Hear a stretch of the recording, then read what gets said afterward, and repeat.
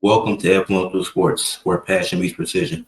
As I'm your host, Ed, diving deep into the plays, players, and stories shaping the game. And I didn't think anything could get worse than what was the Night of Champions. I didn't think anything could get worse than that. And then, as far as WWE goes, because AEW, they only had one bad pay-per-view this year. It was AEW Dynasty back in April, but that's not one of their bigger pay-per-views, so it was still a letdown. It was still a terrible pay-per-view. But after that, I was like, it's nothing that can get lower than Dynasty. And then Night of Champions happened for WWE, and it wasn't as bad as Dynasty. It was slightly better, but I gave AEW Dynasty a 4 out of 10 and Night of Champions a 4.5 out of 10. So Night of Champions was better.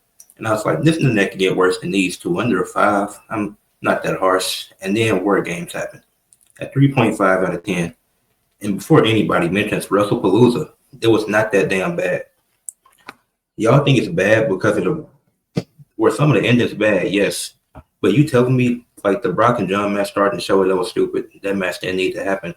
But you telling me Braun Breaker and Bronson Reed versus the Usos wasn't a good match? That's how they were building momentum for the division. That was a great win for the Browns. Like that was a really good match, and the Usos looked good as well. And Jimmy Uso attire was just off. Yeah, and LA Knight was a special guest referee, and he ended up costing himself that match. That was still good. I wish they would have capitalized with that story. I know they faced each other in the tournament tonight, but LA Knight, he did a pretty solid job as special guest referee. Now they just put him in there for whatever reason, but that match was still a really good match, and Jay cost himself.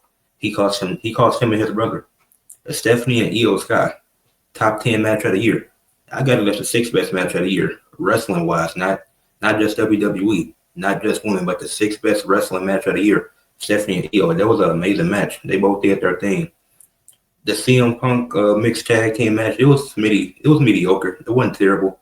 Seth and Punk, they looked good in the match. Becky, she did what she could with washed up AJ Lee, but it was a mediocre match. It wasn't nothing special. It wasn't nothing crazily bad. And then you had Drew McIntyre and Cody Rhodes. It was a really good match. The ending was just bad. Drew McIntyre should have won, but the only bad part about the match was the ending. That was the only thing that threw it off at WrestlePalooza, which is why I gave WrestlePalooza a 6.5 out of 10. You had a good tag team match that helped build momentum for the future of WWE and Braun Breaker and Bronson Reed. Stephanie and Io put on one of the best matches of the year, and Drew and Cody just had a weird ending. Now, Cena and Brock, that heavily made the show worse, which is why I got a 6.5. If that match would have, because it was basically a squash match and Brock got the win, and there was no story going into it. But yeah, that pay-per-view wasn't that bad. I gave it a 6.5 out of 10. Now, Night of Champions, which was the worst WWE pay-per-view of the year, that shit was, you had Seth Rollins help John Cena win a match. I don't care if he's feuding with CM Punk. That don't make sense. We're not forgetting the history that Seth and John Cena had. Jade and Asuka, their match was mediocre. Solo and Jake of Fight 2, it was what it was. Cross and Sammy, mediocre match. Raquel, best match on the card. But Raquel should have got the win there. I felt like her getting the win would have did more for her, but that was a really good match. And then Cody and Randy and King of the Ring, as if either one of them needed. No, Night of Champions was truly terrible. And then Survivor Series said, hold my beer. Because Survivor Series was fucking ass. Like, this is easily the worst pay-per-view of the year in all of wrestling, not just WWE. After what I saw this weekend, let's start with the Women's WarGames match. Forget the fact that there's no story going into the match. Forget the fact that Lash and Nia randomly teamed up with Charlotte. And, like, they started to build so late that Charlotte and Rhea couldn't tell the actual story. Because they have history. They played into it a little bit. But you ain't give them no time to actually build the story up. So I can't blame Charlotte and Rhea for that. They did what they could in a very little amount of time. That's not on them. So WWE didn't give them enough time to really build the story to continue playing into that tension. But Charlotte not helping Alexa Bliss, even though she just don't want to team with Rhea. Like, the build going into it was already bad.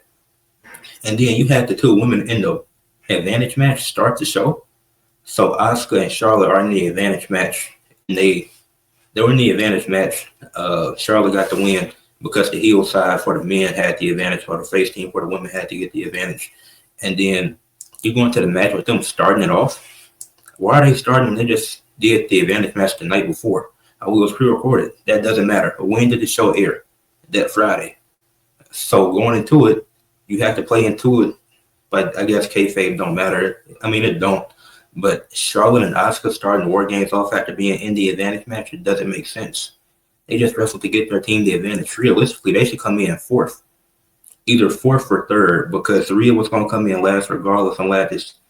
I thought they would have did AJ Lee, but I'm glad Rhea came in last because she was the biggest star on her team. And then Lash came in last for the women, and Lash had a really good showing.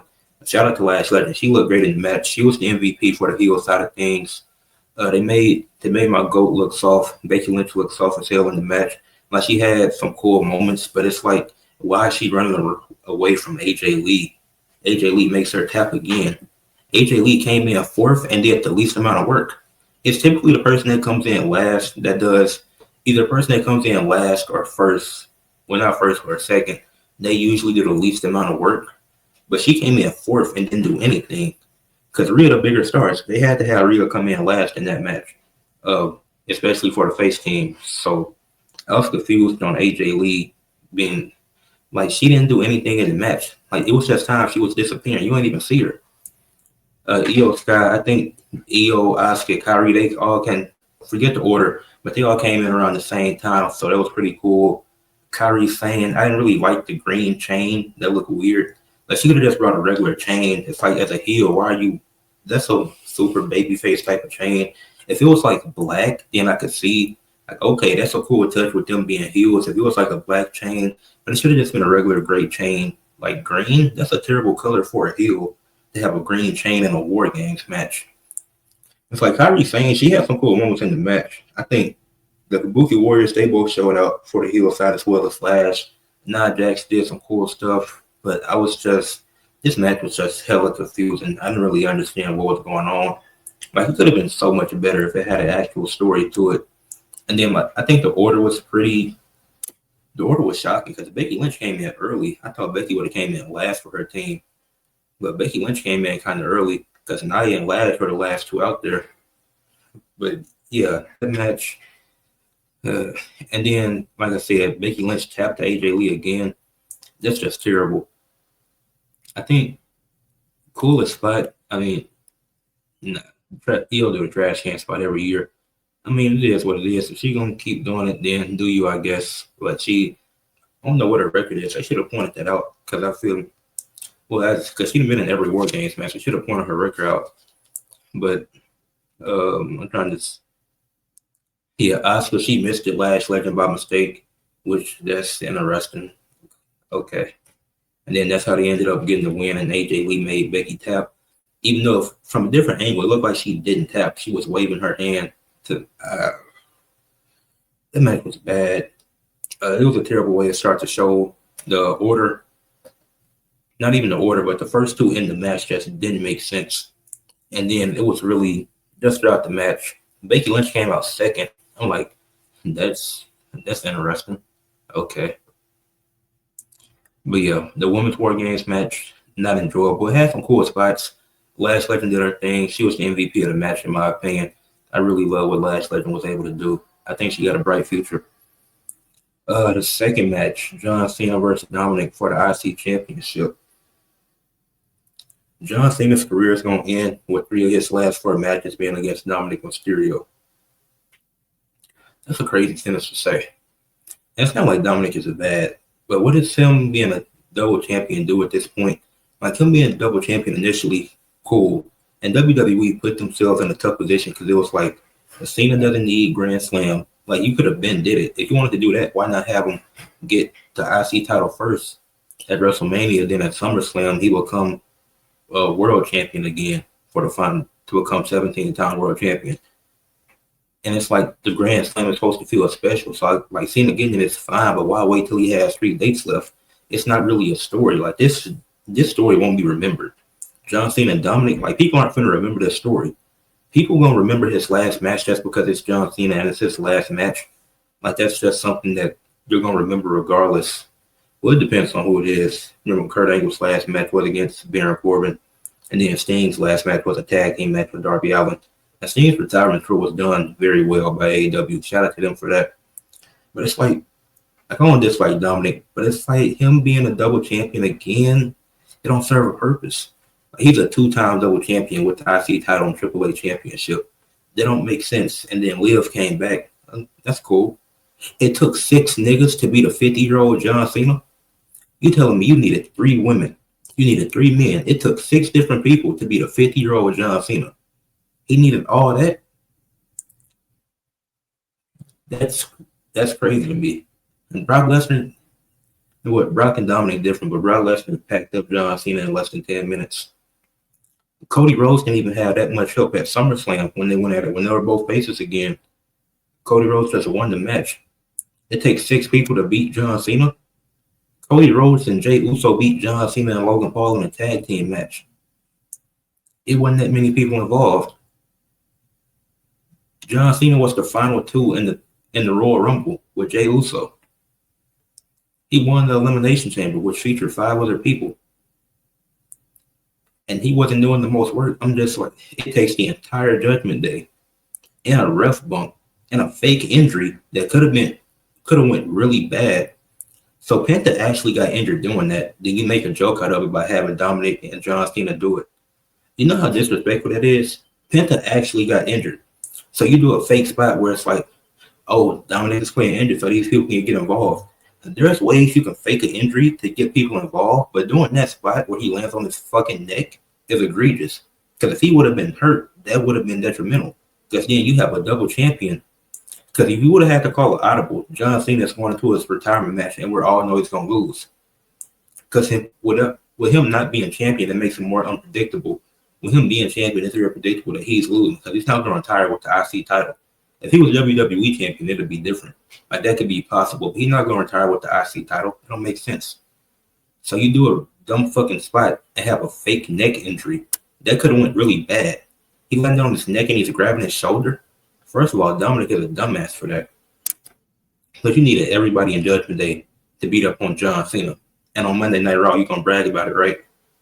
No, you didn't do anything. Liv had to come back. Raquel and Roxanne had to get involved. Finn Balor and Jada Dunham couldn't even overpower John Cena. There was 2 of them niggas. Are we serious? And then Rey Mysterio ain't nowhere to be found. Like, damn, you couldn't have came out there and did a little bit of something. Like, it wouldn't have mattered. But Rey couldn't have did nothing. Like, he wasn't just beefing with Dominic again. Okay, that match. Like, you could have had Dominic. If you really believe in Dominic, you would have had him beat him clean. Or at least not have everybody in Judgment Day get involved. You can't convince me you really believe in Dominic when it takes 6 people to beat John Cena and a fake injury that could have went really bad. Stephanie Valkyria and Nikki Bella. I felt like this match could have went better. I just think down the stretch is when it got bad. I feel like Nikki Bella isn't durable enough to go that long with Stephanie. Like, the match wasn't terrible. It was a mediocre match, I will say. It was some cool stuff in the match. I'm trying to, like, Nikki attacking Stephanie as soon as the bell rung. Like, that's smart. She's a good heel, so that makes sense to do that right away. And it's like, it wasn't many memorable spots from the match, but it was like, it's all right. It wasn't terrible. I don't think it was, I don't know. It, like, the story going into it really was what saved this match, because it had an actual story. Like, this match had the best story going into it. I don't care what anybody says. It's easily had the best story. Even if it was basic and something that's been done multiple times, it still had a better story than every other match on the card. And it was actually something that, well, I'm actually invested in seeing this, because instead they were just teaming up. Nikki turned on her and Stephanie has an actual contender. Not as if she's going to win it, but it's like, okay, she has a real feud. Like, we knew she wasn't, and I think Raquel should be next in line. I think, like, even though she lost, Nikki Bella did. She was a factor in that. So you can continue playing into that.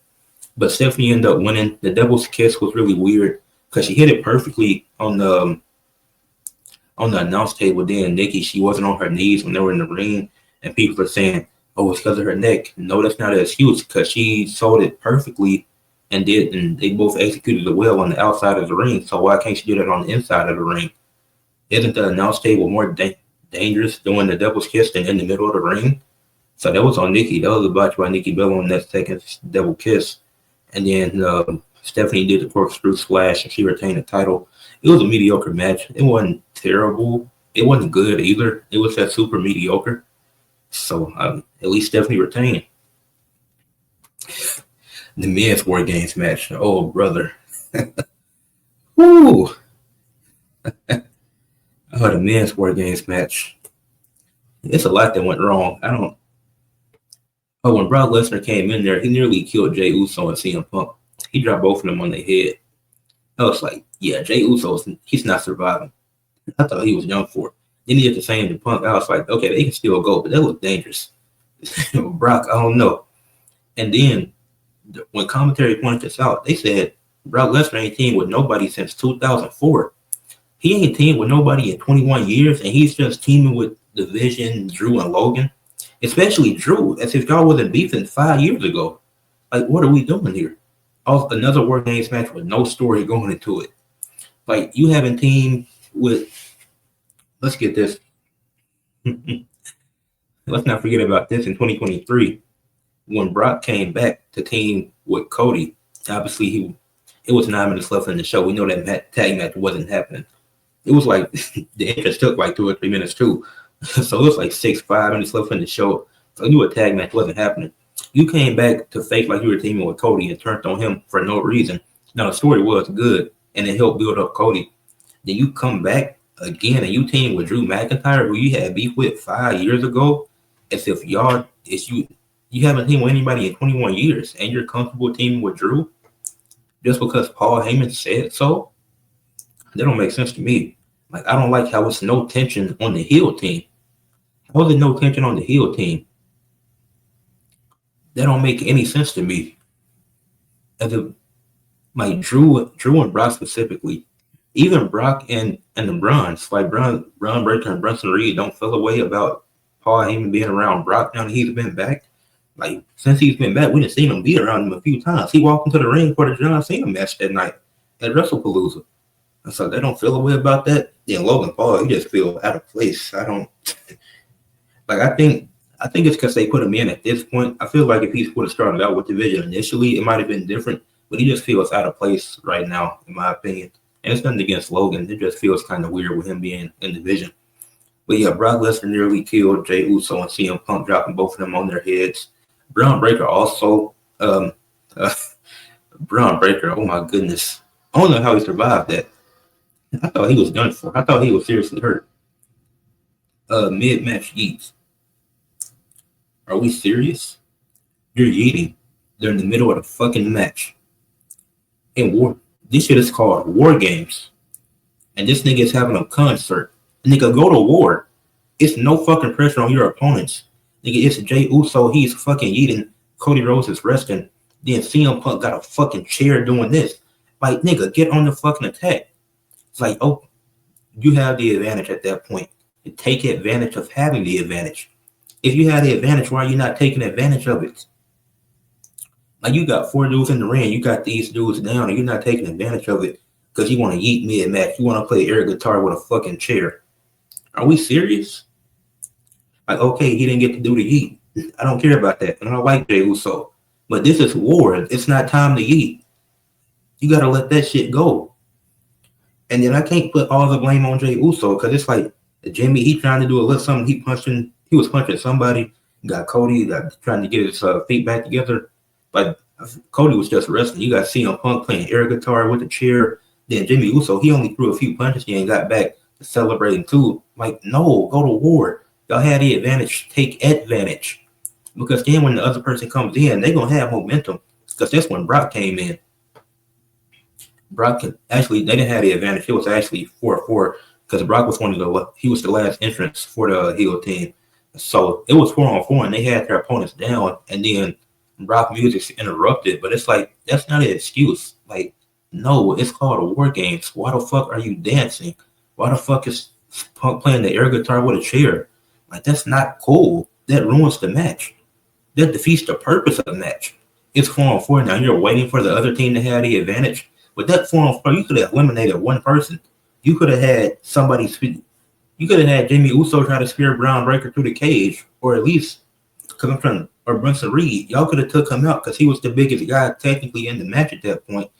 So you could have did anything just to corner somebody else. And then when Brock came in there, still 4-on-4 because one person is down. But I guess logic don't exist. I already mentioned no heel tension. Well, which was kind of weird. Oh, the mystery attacker not being revealed. And for y'all that think it's Seth Rollins, y'all are so gullible. That's not how Seth Rollins says it's stumped. Number one. And number two, if Seth Rollins isn't clear, he's not coming back anytime soon. He'll be back next year. He's not coming back within these next 31 days. You're not finna see him at the Royal Rumble. He'll be back around WrestleMania time. He's enjoying some Bears football. They 9-3. Shout out to the Bears. But yeah, that's the mystery attacker not being revealed. I'm like, it got to be Austin Theory. Now, this Montez Ford, that'd definitely be a surprise, but I doubt it. I've been seeing that float around. I doubt it's Montez Ford. But it got to be somebody that makes sense. Like Austin Theory, I could see. Tez, I don't know. But it's like we ain't seen the Street Profits in a while, so it could be something interesting. Maybe it's maybe that's how they split the Street Profits without having them turn on each other. It could be something cool they could play into if it is Montez. I doubt it though. People talking about Chris Jericho. Nigga, what purpose Chris Jericho got to come back and make CM Punk lose? He gonna come back at the Royal Rumble probably. But yeah, Survivor Series 3.5 out of 10. That pay-per-view was terrible.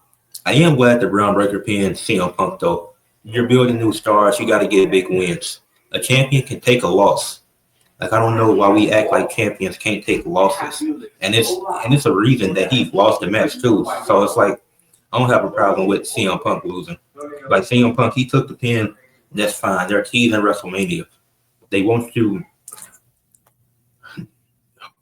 They're building up WrestleMania from here. This is the last pay-per-view of the year. A Saturday Night's Main Event. It's a TV special, not a pay-per-view. So they're building up the WrestleMania card a little bit. They teasing some stuff. And it's always subject to change, as we've seen in the past. But Roman Reigns, he hooked up CM Punk. They teamed together in WarGames last year. Had a few issues. This year, they didn't have any issues. Even though Roman lost, he didn't really have any issues with CM Punk throughout the match. But Cody did accidentally elbow CM Punk. Elbowed him hard as shit. And then you got Roman and Cody. They stared each other down, which I'm like, Roman and Cody 3 has to happen. He can't go after the B title. He can't go after the title that his cousin won. I don't care what y'all say. He can't go after the World Heavyweight Championship. And SmackDown needs help. They're talking about SmackDown going back to 3 hours next year. They need Roman Reigns. Raw has all the stars. They got everybody. They got the merch seller Jey Uso. They got the CM Punk, the Seth Rollins, Stephanie Valkyrie, Io Scott. Like they got all the main people. Brock came back, and where's he mainly been? He's been on Raw. He's been on SmackDown too. But John Cena, he had a lot of Raw appearances, especially lately. His last three matches before his last 3 matches were on Raw, 2 on Raw, and 1 on Saturday nights on Survivor Series. So Raw has all the shit. You can't send Roman back to Raw. And they building new stars on Raw. They're trying to build up Brown Breaker and Bronson Reed. So it's like, damn, they're just gonna have it. The Kabuki Warriors just got the women's tag team titles back. Like, damn, SmackDown has to get Roman. SmackDown has to keep Roman.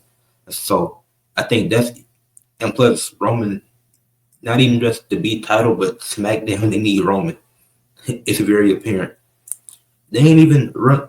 They put Cody Rhodes in the WarGames match and started doing a triple threat with him, Priest, and Aleister Black.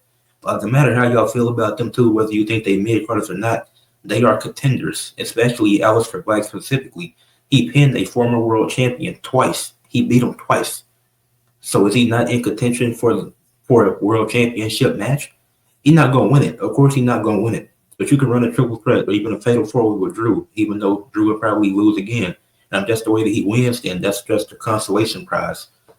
But the Survivor Series WarGames fucking ass, 3.5 out of 10. Nikki and Stephanie had the best story going into it. The match, unfortunately, just didn't deliver, but it had the best story. So credit to them for actually telling a good story, unlike the rest of these other matches. Dominic, I don't have no problem with Dominic personally. I just felt like this shit was booked really weird. I felt like it could have been better or just not happen at all. The women's WarGames match, shout out Lash Legend, did your thing. Men's WarGames match, Brown Breaker, glad you're alive. Leave a like on the video, subscribe to the channel, comment what y'all thought of WarGames, and share for others to see.